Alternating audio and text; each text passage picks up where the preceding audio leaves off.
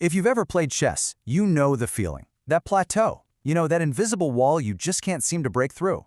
Well, today, we're not just going to talk about it. We're giving you a 5-point roadmap designed to absolutely shatter it. And look, this isn't about memorizing more moves. It's about a whole new way of thinking, so you can become truly unstoppable. Let's get right into it. So, does this look familiar? You're playing game after game, you're studying, but that rating, it just will not budge.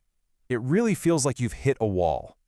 Trust me, it's a super common problem, but the solution isn't about just cramming more information. It's about changing your entire approach to the game itself. And this right here is the core idea.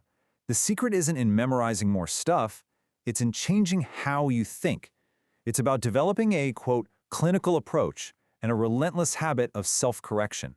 So you need to think less like a student cramming for a test and a lot more like a scientist of the board, analyzing every single result, good or bad.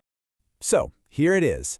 This is our roadmap. 5 absolutely essential habits. We've got seeing the whole board, specializing your openings, calculating like a machine, learning from your mistakes, and finally, mastering the human element. Let's kick things off with number 1.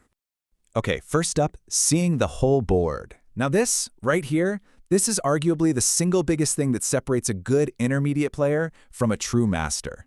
It's all about developing the discipline to look at the position with fresh eyes on every single turn. So how do we actually do it? Well, it's a simple 3-step scan that you have to make a habit. First, you scan for all the checks, captures, and threats, and this is key, for both sides. Step 2, find at least 3 solid candidate moves. And I mean at least 3, no exceptions. It's only after you've done that you can begin your deep calculation. This discipline is what breaks that tunnel vision and stops you from just playing the first move you see. Second, let's talk openings. The common wisdom is to learn as many as you can, right? But that approach usually leads to knowing a tiny bit about everything and, well, mastering absolutely nothing. The unstoppable mindset completely flips us on its head. You need to go deep, not wide. And you can see the difference so clearly here. On the right, that's shallow knowledge. It's like you're standing on a crumbling bridge of memorized moves. Your opponent makes one unexpected step and you're totally lost. But on the left, that's deep mastery. Your knowledge has roots. You really get the core principles, the pawn structures, the long-term plans. This is how you win in the middle game, which, let's face it, is where most games are actually decided. So where do you start? Well, here are a couple of great recommendations. For white, you might want to consider the English opening. It's way less about memorizing moves and a lot more about understanding strategic plans. And for black, a fighting defense, something like the Sicilian. It creates imbalances right from the start, and that gives you real chances to play for a win, not just settle for a draw.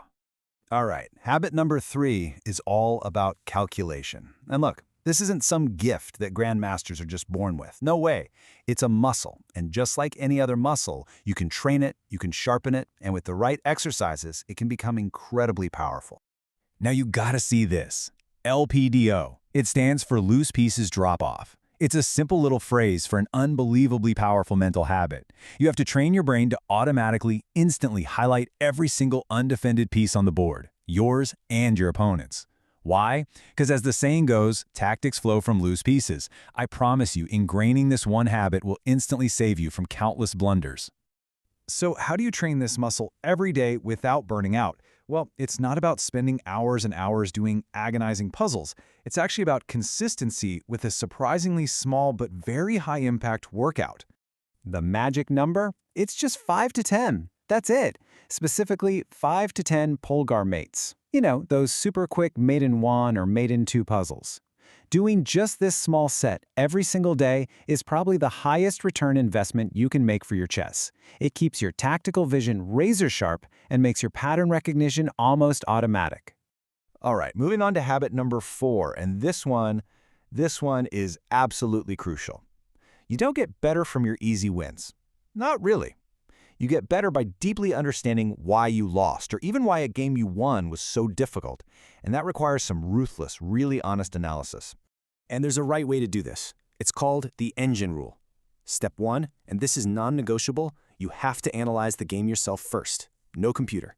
Try to pinpoint the exact moment where you felt uncomfortable or unsure. Make your own guess about what went wrong. Only then do you turn on the engine. Why? Because this whole process trains your intuition. Just letting the machine spit out answers makes you dependent. This way makes you smarter. And here's the other key part. When you find a mistake, don't just nod your head and move on. If you fell for a specific tactic, let's say a fork, you need to get out a real board and physically recreate that pattern 5 times. This kind of active learning, physically moving the pieces, is what burns that pattern into your long-term memory. It's how you make sure you won't make the same mistake again. And finally, our 5th habit.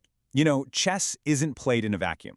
There's another human being sitting right across from you, and psychology plays a massive role in the game. The key is to master your own internal state. And this lays it all out perfectly. On the right, you've got the flawed mindset, playing the rating.